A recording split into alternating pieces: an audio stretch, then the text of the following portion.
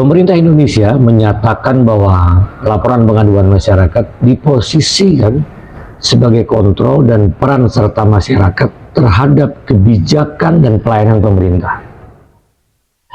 Keseriusan pemerintah ini telah dibuktikan dengan diterbitkannya banyak peraturan secara yuridis yang mengatur tata cara dan prosedur penanganan laporan masyarakat, dan hal ini merupakan salah satu bentuk pelayanan kepada masyarakat. 10 tahun yang lalu hingga sekarang, setiap instansi pemerintah dipampang poster besar berisikan tanda tangan kepala hingga staf kantor yang merupakan bentuk janji dan dituangkan dalam suatu fakta integritas. Dan hal ini menunjukkan komitmen pelayanan terhadap masyarakat.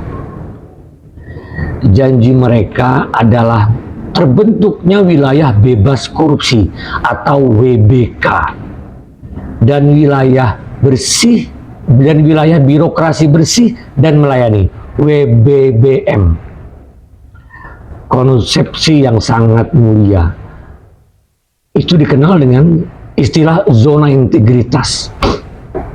Bagi instansi yang melakukan hal ini, pemerintah telah memberikan reward khusus, dan Ombudsman Republik Indonesia sebagai pihak yang mengevaluasi, yang mengontrol program ini.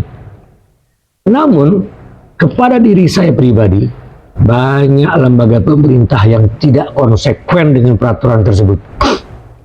Mungkin karena saya tidak memiliki edit value, tidak memiliki popularity, dan tidak merupakan atensi karena tidak merupakan public figure. Oleh karena itu, berharap semoga pemerintahan yang saat ini dapat lebih baik dalam menjalankan peraturan terkait laporan pengaduan masyarakat, yang itu merupakan sekali lagi bentuk pelayanan kepada masyarakat. Saya terpaksa melakukan hal seperti ini dengan menyampaikan ke media sosial karena sejak 6 tahun yang lalu, 2019, di era kepemimpinan sebelumnya, saya sudah menyampaikan sebanyak 64 surat dalam bentuk laporan pengaduan masyarakat yang ditujukan kepada 14 institusi pemerintah yang terkait dengan kewenangan, termasuk kepada kepala negara atau Bapak Presiden Republik Indonesia. Tapi tidak direspon sama sekali. 64 surat. Sesungguhnya hal yang saya sampaikan bukan sekedar kepentingan kasus hukum yang terjadi kepada saya, tapi banyak hal tentang kritik dan saran yang telah saya sampaikan untuk perbaikan kebijakan dan kinerja pemerintahan. Saya meyakini bahwa laporan pengaduan masyarakat itu pasti sangat banyak, sangat banyak. Kebanyakan karena ketidakadilan dan ketidakpastian hukum yang dilakukan aparat hukum di tingkat bawah. Namun, jika akibat adanya masyarakat seandainya kelaparan, bahkan sampai mau mati, sangat kecil kemungkinan, bahkan tidak mungkin mereka membuat laporan kepada pejabat pemerintahan. Tuh. Jika memang benar pemerintah punya niat baik, punya goodwill dalam hal ini terhadap penanganan laporan pengaduan masyarakat, maka saya memberikan saran. 1. Evaluasi kembali atas predikat zona integritas di semua instansi pemerintah yang tidak komit terhadap WBK dan WBBM tersebut. Pastikan pemberian downgrade kepada mereka. 2. Untuk efektivitas kontrol, sebaiknya prosedur penanganan laporan pengaduan masyarakat dibentuk suatu badan khusus, regulator, atau minimal eselon 1 yang melekat di salah satu kementerian dan memiliki aparat vertikal yang berada di setiap provinsi, bahkan kabupaten.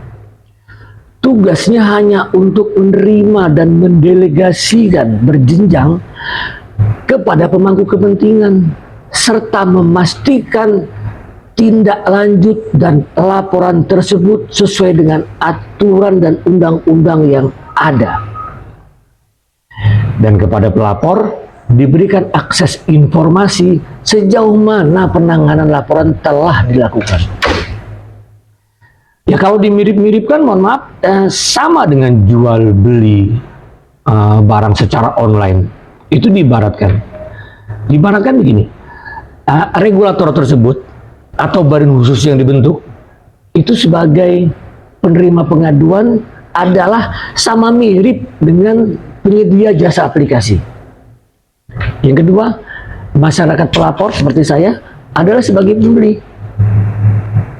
Dan ketiga, instansi pemerintah yang terkait yang memiliki pemangku kepentingan adalah penjual barang. Jadi artinya laporan saya dikirimkan kepada aplikasi, diteruskan oleh sistem, diserahkan kepada instansi yang terkait dengan laporan saya. Nah, surat pengaduan itu diibaratkan uang yang sudah ditransfer pembeli yang melalui jasa aplikasi tersebut. Nah, selanjutnya surat pengaduan yang dinyatakan layak disampaikan kepada instansi terkait tersebut, sehingga pelapor dapat mengetahui sampai di mana proses tindak lanjut laporan tersebut. Sekali lagi, hal ini jika memang pemerintah benar-benar memiliki goodwill dalam hal menangani laporan pengaduan masyarakat. Dan itu harusnya sangat mudah diimplementasikan. Nah, selanjutnya, jika Presiden, Wapres, atau masing-masing institusi membuka portal layanan pengaduan secara parsial, maka tidak akan ada kontrol dan akan muncul selektivitas kepentingan dan berpotensi menjadi absurd. Bahkan dimungkinkan akan ada laporan pengaduan yang hanya dimanfaatkan untuk kepentingan politis. Juga mungkin untuk dasar mengkriminalisasi secara personal.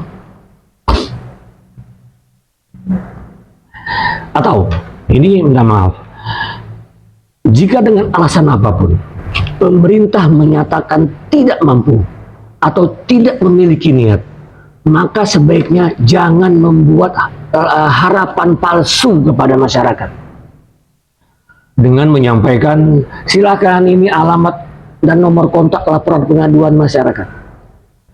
Jadi lebih baik dihapuskan saja semua aturan mengenai laporan pengaduan masyarakat, sehingga pemerintah tidak perlu menanggapi laporan tersebut kalau pemerintah menganggap ini tidak penting.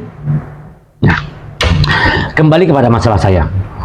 Dalam hal ini esensi saya membuat laporan pengaduan karena saya tidak mendapatkan keadilan dalam proses hukum yang telah saya jalani. Justru saya menemukan banyak keganjilan, pelanggaran hukum yang secara nyata dipertontonkan oleh oknum aparat penegak hukum. Dan apa yang saya sampaikan bukan sesuatu yang dapat diperdebatkan, bukan debatable. Karena ini merupakan suatu bukti nyata pelanggaran bahkan kejahatan hukum yang dilakukan justru oleh aparat penegak hukum.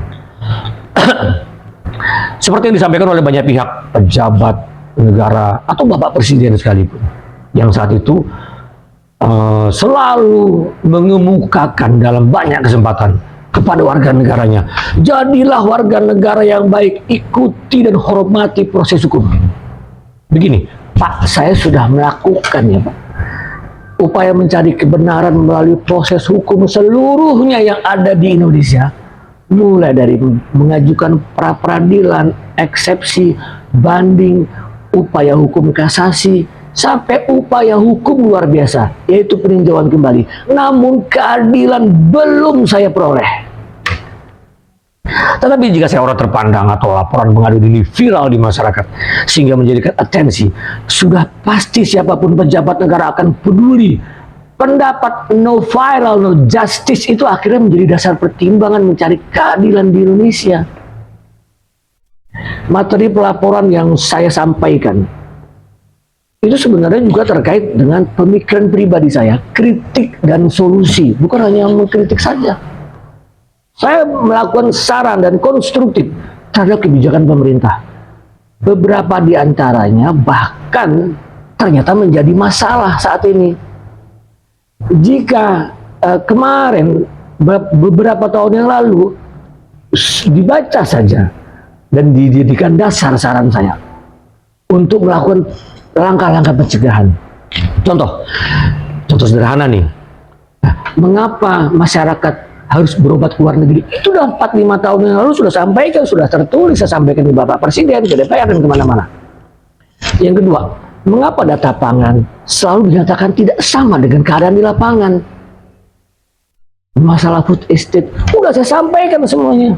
Itu sudah lama, sudah bukan tahun 2025 ini, itu 2021, 19 sudah saya sampaikan semuanya. Dan juga saya menyampaikan kritik serta saran.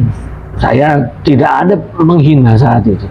Jadi bagaimana penegakan hukum, bagaimana pencegahan tindak pidana korupsi, masalah tenaga kerja honorer di pemerintahan, tindak pidana berbasis seluler, perlindungan konsumen, UMKM, banjir di perkotaan, masalah pertanian, dan lain-lain. Sudah saya sampaikan saat itu. Dan buktinya ada, saya masih nyimpen bundel itu. Tapi ya nggak apa-apa, artinya pemerintah menganggap bahwa apa yang saya sampaikan tidak penting gitu. Oke. Nah, ini berikut saya sampaikan laporan pengaduan yang telah saya kirim ke beberapa instansi dan bentuk tanggapannya dari 64 surat dan 14 instansi. Satu, kepada Bapak Presiden Republik Indonesia. Saya mohon maaf, waktu di zaman periode sebelumnya ini, saya mengirim surat dengan alasan Presiden memegang kendali terhadap semua kebijakan negara. Harapannya hanya satu waktu itu. Beliau bertitah kepada aparat penegak hukum. Coba diperiksa. Uji kebenaran ini. Panggil yang bersangkutan. Hanya itu. Dari 9 kali saya kirim surat ke Bapak Presiden waktu itu karena kesibukannya tidak ditanggapi sama sekali. Padahal aturan tentang laporan pengaduan masyarakat bagaimana tidak lanjut, SOP-nya sudah jelas. Tapi tidak apa-apa, saya ikhlas. Yang kedua, saya kirim ke Menpol Hukam. Karena waktu itu figur beliau adalah orang yang peduli. Jadi saya berharap dan ada relevansinya. Saya kirim ke beliau sebanyak 4 kali, juga tidak ditanggapi. Yang ketiga, institusi yang ketiga saya kirim adalah KPK RI. Karena KPK bersentuhan job deskripsinya, tugas dan tanggung jawab dengan korupsi. Ini ada terkait dengan korupsi juga. Saya sampaikan sebanyak 9 kali. Dan saya berterima kasih KPK selalu menjawab surat yang saya sampaikan.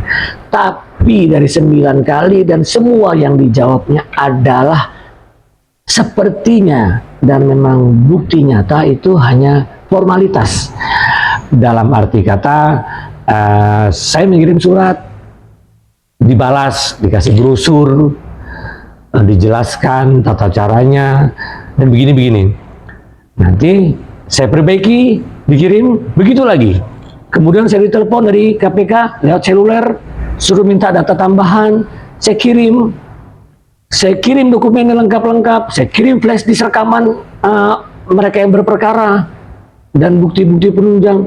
Jawabannya sama mirip. Jadi saya berpikir begini, ini hanya formalitas saja. Mudah-mudahan di kepemimpinan KPK yang sekarang tidak lagi seperti itu gitu. Dan harusnya masyarakat ini mendapat penjelasan. Apa sih tugas pokok dan fungsi yang ditangani KPK?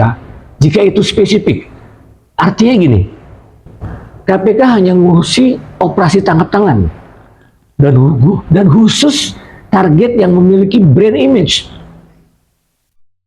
Seperti tindak pidana yang dilakukan oleh para pejabat, atau menteri atau gubernur, atau pengusaha kaya raya, atau orang dengan memiliki popularitas yang tinggi. Jika hal itu menjadi acuan, maka saya sebagai masyarakat biasa sadar bahwa tidak perlu melaporkan KPK. Karena yang saya laporkan mungkin saya bukan pejabat, bukan orang kaya, bukan public figure yang terkenal gitu. Yang keempat, saya kirimkan ke Mahkamah Agung karena terkait dengan hakim, perilaku hakim, etika hakim. 8 kali saya kirimi surat saya terima kasih. Mahkamah Agung sudah menanggapinya dengan baik. Bawasmari sudah menanggapinya dengan baik.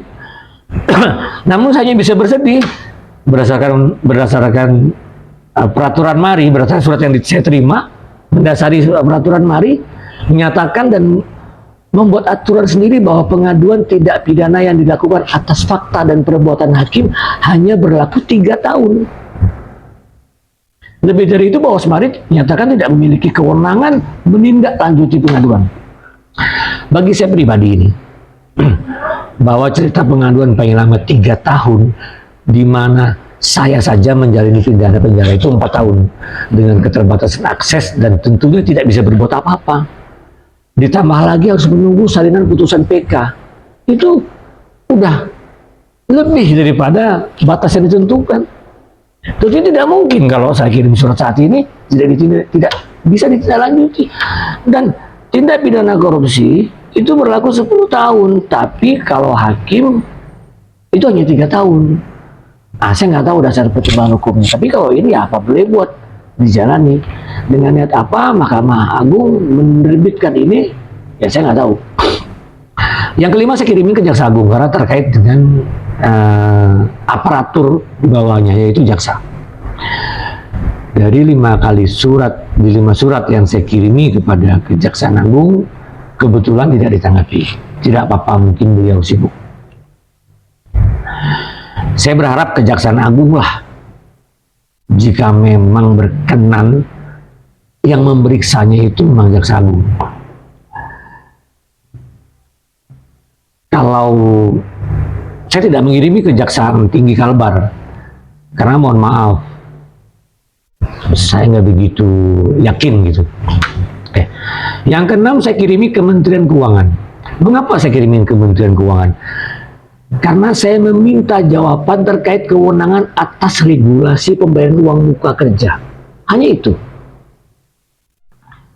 Kebijakan pembayaran uang muka kerja ini diatur oleh Kemenq melalui Dirjen Perbendaharaan.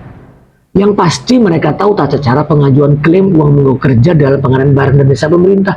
Nah, ini terkait dengan kasus saya. Saya bertanya itu 4 kali, tidak dijawab karena sibuk. Ibu Menteri ya mungkin sibuk, tidak sempat, atau saya bukan orang penting, atau tidak jelas surat saya, nggak tahu. Dan pasti tidak dijawab. Saya juga mengirim ke Menpan RB atau BKN. Lembaga itu yang mengatur regulasi punishment kepada PNS atau ASN yang terbukti dijatuhi hukuman pidana korupsi. Nah, mengapa ada PNS terpidana korupsi bahkan justru sebagai pelaku utama diperlakukan mendapat fasilitas diberhentikan dengan hormat, mendapatkan pensiun, sementara saya tidak menerima uang korupsi justru dipecat tanpa hormat? Nah, ketidakadilan seperti ini saya pertanyakan. Ada yang dikasih pensiun, saya diberhentikan dengan hormat. Nah, begitu. Dan saya memohon pertimbangan dari Bapak Menteri dalam hal ini dalam surat saya, terutama untuk yang masa yang akan datang. Salah satu bekerja di pemerintahan atau PNS adalah dugaan keterlibatan korupsi. Nah, kepada PNS yang ditetapkan terpidana kasus korupsi tetapi tidak menerima uang korupsi, terlebih PNS yang dijatuhi hukuman atau sanksi administratif oleh auditor negara, itu sudah diatur dalam undang-undang. Negara memohon pertimbangan, tidak harus dipecat tanpa hormat. Kalau ASN tersebut terbukti tidak menerima uang. Kalau mau dipecat, pecat semuanya, jangan ada dipecat, ada yang enggak gitu. Apapun bentuknya, percayalah tidak ada ASN atau PNS atau manusia di muka bumi ini yang mau korupsi jika tidak dapat manfaat untuk pribadinya, kecuali ada unsur pemaksaan atasan atau disebabkan karena faktor diskresi. Nah, faktor abuse of power dari aparat penegak hukum itu luar biasa dan sangat sulit dikendalikan. Berapa banyak PNS yang tidak terima uang tapi dipecat tanpa hormat. Syukur-syukur kalau dia terlibat dalam tindak pidana korupsi tersebut. Nah, kepada PNS yang ditetapkan sebagai tersangka kasus korupsi namun tidak menerima uang korupsi, memohon nantinya negara menyediakan pendampingan hukum, paling tidak biaya pengacaranya. Biaya pengacara itu mahal, rata-rata 200 juta, itu pun hanya sampai di urusan PN.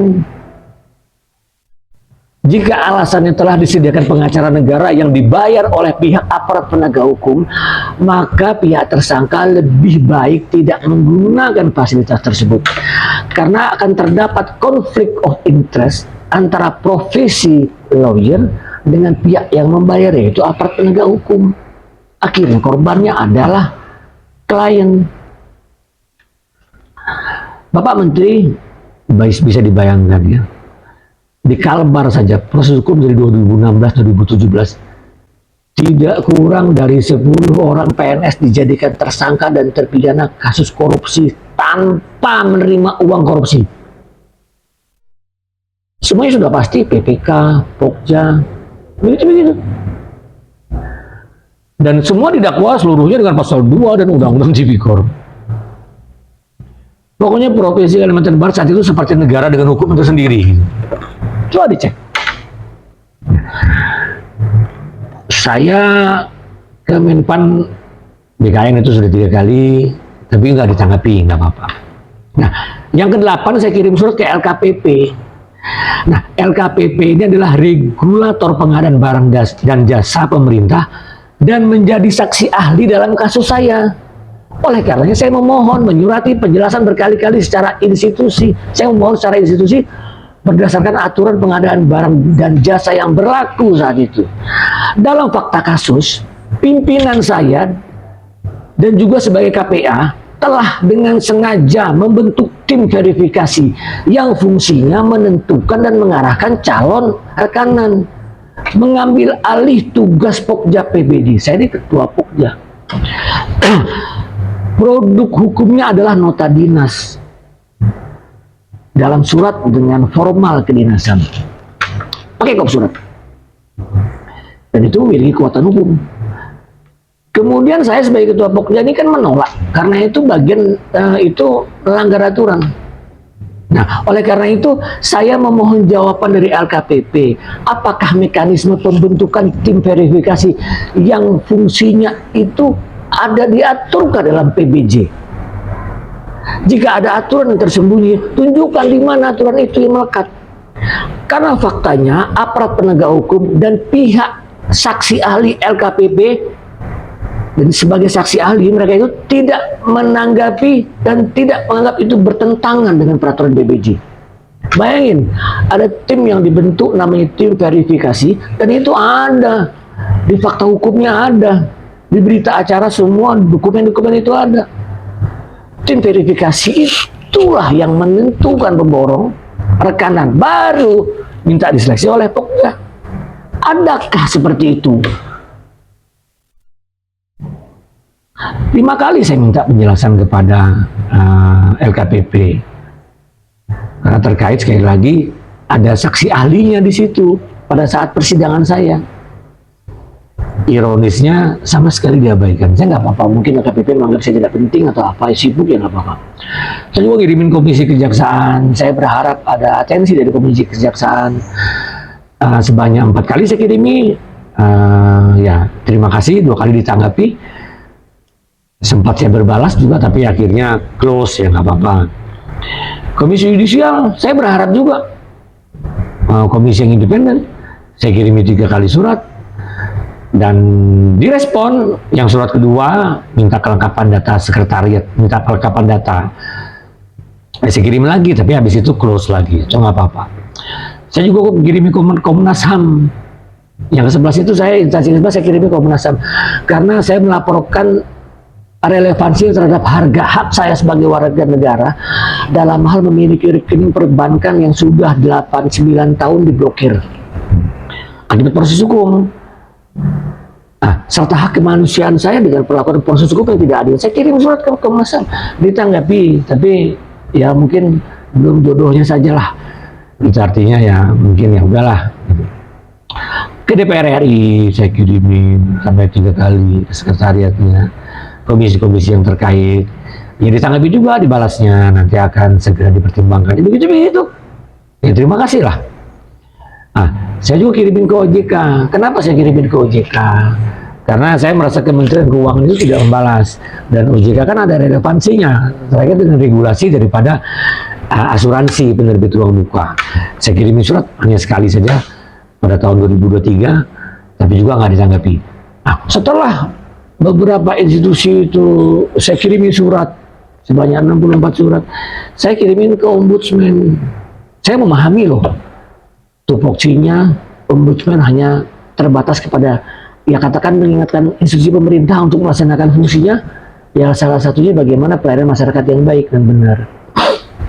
Nah saya bertanya, ini menyampaikan Pak Ombudsman gitulah kira-kira, ini mereka nggak respon saya, ini bagaimana gitu. Nah kalau Ombudsman ya itu memang hebat, terima kasih, dari 4 surat ya ditanggapi terus gitu. Nah bahkan dikirim itu, ditelepon, saya kooperatif lah. Nah itu. Nah hanya sedihnya begini, pada surat terakhir yang disampaikan Ombudsman berdasarkan nomor suratnya T1343 garis miring LM 44 sekian tanggal 15 Juli 2024 disampaikan perihal penutupan laporan. Saya sangat terkejut tuh, dan hanya bisa sedih.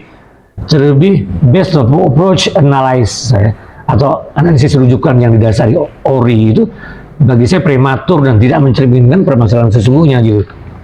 Serius saya bingung melihat kemampuan menganalisa pejabat ORI di sana. Di pikiran saya, mohon maaf nih jika saya salah. Seharusnya tindakan pihak ORI saat saya mengeluh menyampaikan seperti itu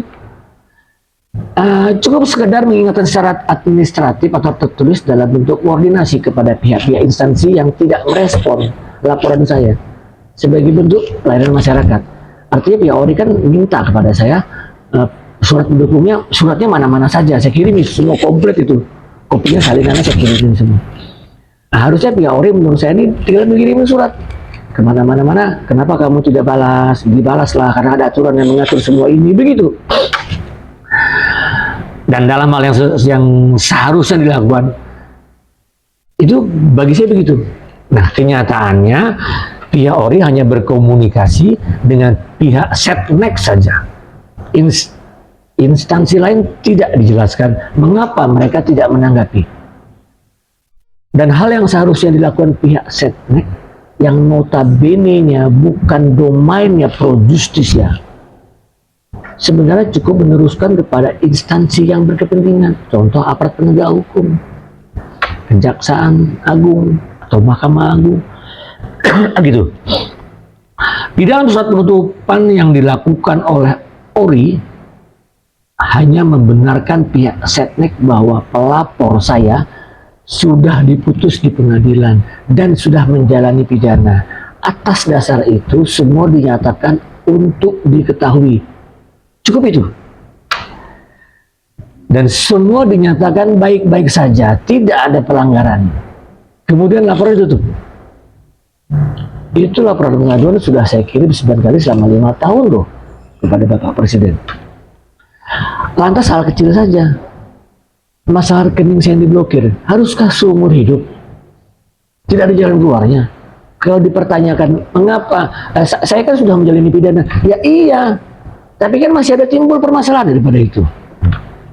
Ini loh story nanti dibaca pelan-pelan, mungkin sudah benar atau mungkin saya yang salah menganalisa saya. Ya sudahlah, saya pasrah dengan jawaban ORI di era dahulu. Namun saya akan terus berjuang mencari keadilan kepada kepemimpinan Bapak Presiden Prabowo. Silakan masyarakat akan melihat dan menilai semuanya apakah layak atau tidak layak diperlakukan seperti ini. Sekian, terima kasih.